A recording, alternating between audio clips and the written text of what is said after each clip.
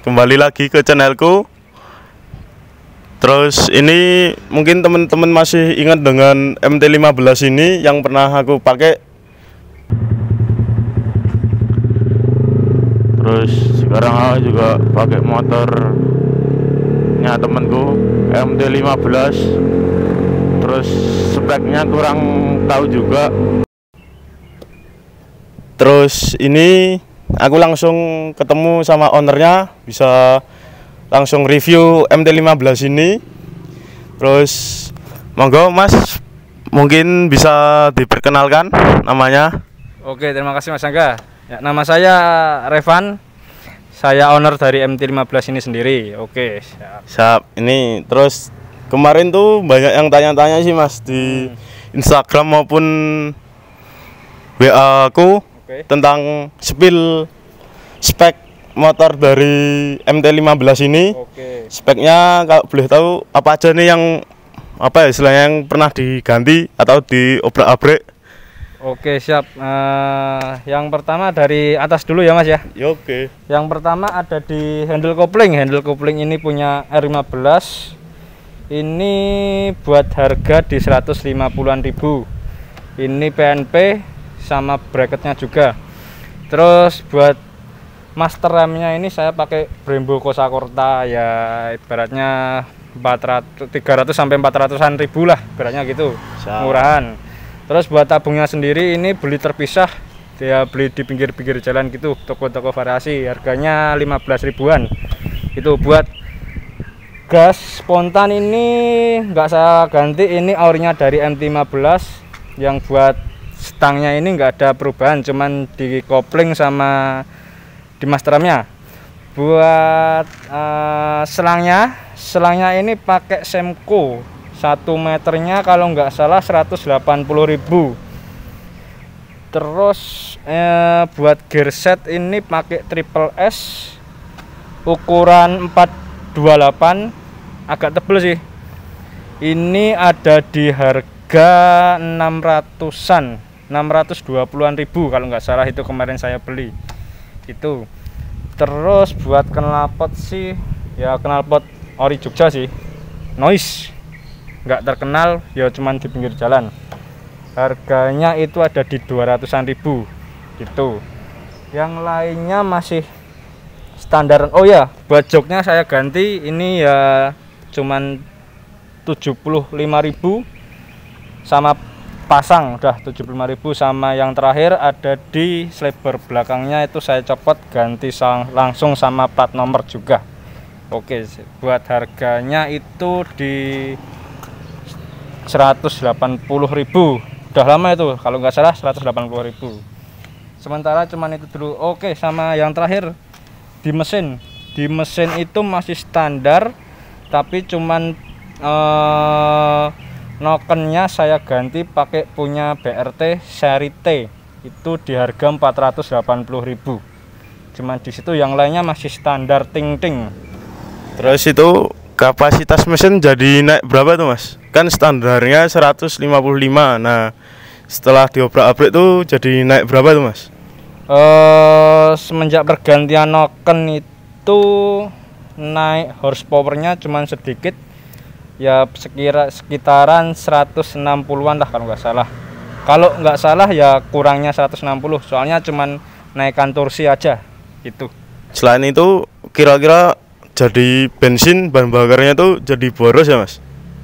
Buat bensin agak lumayan boros juga sih, ini soalnya buat harian juga, ya lumayan boros juga. 1 banding berapa tuh Mas kalau boleh tahu? Per 1 liternya itu mungkin di 5 kilo. Terus selain itu ada lagi nggak nih Mas yang mungkin repaint pelek? Oh, buat pelek standar. Kalau anunya body sticker nggak nih Mas? Tanpa body sticker, ini standar dari pabrik semua. Oke.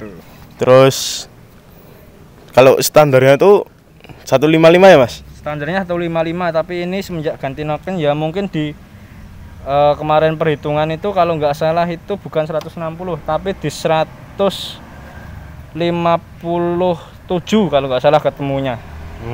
Tapi tambahan Injektornya ganti punya Uma Racing di 10 hole gitu. Buat harganya saya nggak berani ngasih tahu soalnya masih rahasia. Terus itu di bagian kokpit pengendara berarti itu standar semua ya mas? Standar semua, nggak ada yang saya ganti. Terus kalau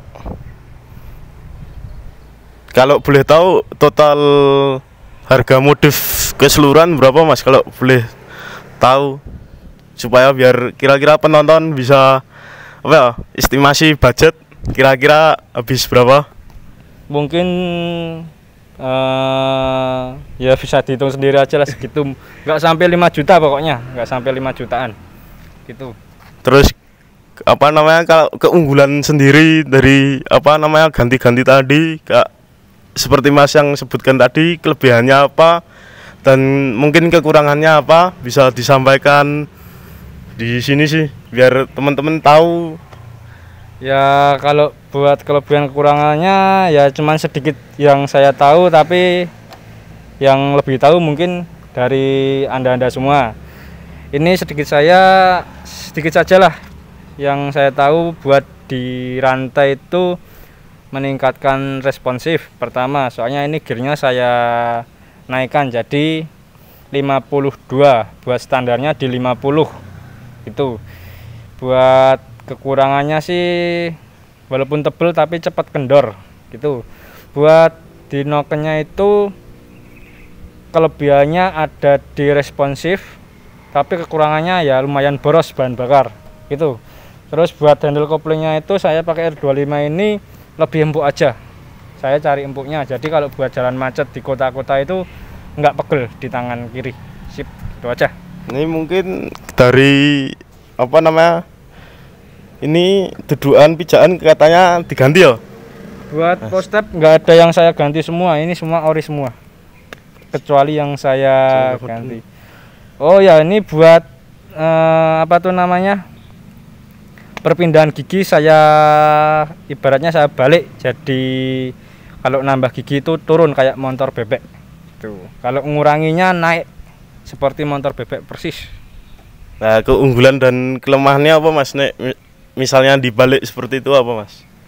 Keunggulannya sih lebih enak buat speeding, akselerasinya lebih enak juga lah ibaratnya gitu.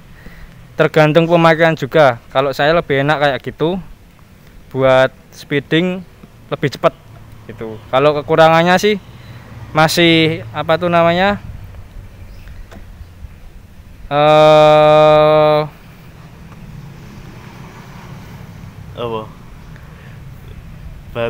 apa kekurangannya mungkin itu nggak ada sih. Kalau aku selama make MT25 apa MT15 ini mungkin gara-gara nah aku sendiri make enak sih. Terus mungkin gara-gara handlenya dibalik, aku nggak terbiasa juga, mungkin agak kaku sih dari video sebelumnya. Ya mungkin itu aja dari video reviewku sedikit, banyak salahnya mohon maaf, mungkin banyak kekurangan kami juga minta maaf. Mungkin itu saja dari kami, terima kasih. Jangan lupa untuk like, comment, share, dan subscribe.